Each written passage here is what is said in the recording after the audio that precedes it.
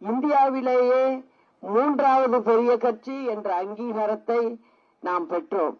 மக்களால் நான், மக்களுக்காகவே நான் என்ற தாரக மந்திரத்தை மனதில் வைத்து தனது இறுதி மூச்சு வரை தமிழக மக்களுக்காகவே வாழ்ந்தவர் புரட்சி தலைவி அவர்கள். எனக்கு பின்னாலும் இன்னும் எத்தனை நூற்றாண்டுகளானாலும் இந்த இயக்கம் மக்களுக்காகவே இயங்கும் என்று சூளுரைத்தார். புரட்சி தலைவர் மற்றும் புரட்சி தலைவி அம்மா ஆகியோரின் பாசறையில் பாடம் பயின்ற நான் தமிழக மக்களாகிய உங்களுடைய நலனுக்காகவும் தமிழ் மண்ணின் உரிமைகளை நிலைநாட்டிடவும் பெண்களின் முன்னேற்றத்திற்காகவும் எனது மக்கள் பயணம் எந்நாளும் தொடரும் என்பதை இந்த நேரத்தில் தெரிவித்துக் கொள்கிறேன். நான் வரும் வழியிலெல்லாம் இங்குள்ள மக்கள் மிகுந்த பாசத்தோடும் அன்போடும் உற்சாகத்தோடும் வர்றீங்க.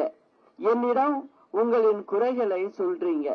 இந்த மாவட்டத்தில் பெரும்பாலான இடங்களில் குடிநீர் தட்டுப்பாடு, கரண்ட் கட்டு, அதாவது மின்சாரம் கட்டு. இப்ப கூட சொன்னாங்க இங்க நேத்தியிலேருந்து கரண்ட் இல்லைன்னு சொல்றாங்க.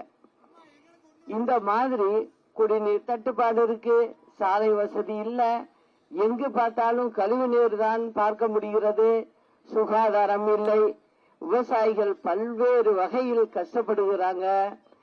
திமுக தலைமையிலான அரசு மக்களின் நலனை காக்க தவறிவிட்டது, சட்டம் ஒழுங்கு சீர்கட்டு விட்டது. இதற்கெல்லாம் வரும் 2026 சட்டமன்ற தேர்தலில் தீர்வு கிடைத்துவிடும். அம்மாவின் ஆட்சியை கொண்டு வராமல் நான் ஓயப்போவதில்லை. கழக தொண்டர்களே, யாரும் கலங்க வேண்டாம். நாம் ஒற்றுமையுடன் இருந்தால் யாராலும் நம்மை வீழ்த்த முடியாது.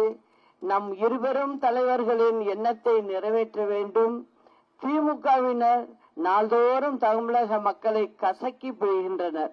அவர்களின் கோரப்பிடியில் இருந்து தமிழகத்தை விடுவித்து தமிழக மக்களை காப்பாற்றிட ஒன்றிணைவோம், வென்று காட்டுவோம் என்பதை மனதில் வைத்து தாய் வழி வந்த தங்கங்கள் எல்லாம் ஓர் வழி நின்று நேர்வழி சென்றால் நாளை நமதேன்னு நம்ம புரட்சி தலைவர் சொன்னதுக்கு இணங்க நாம் செயல்பட வேண்டும் என்று கேட்டு, பேரறிஞர் அண்ணா நாமம் வாழ்க, புரட்சி தலைவர் நாமம் வாழ்க, புரட்சி தலைவி நாமம் வாழ்க.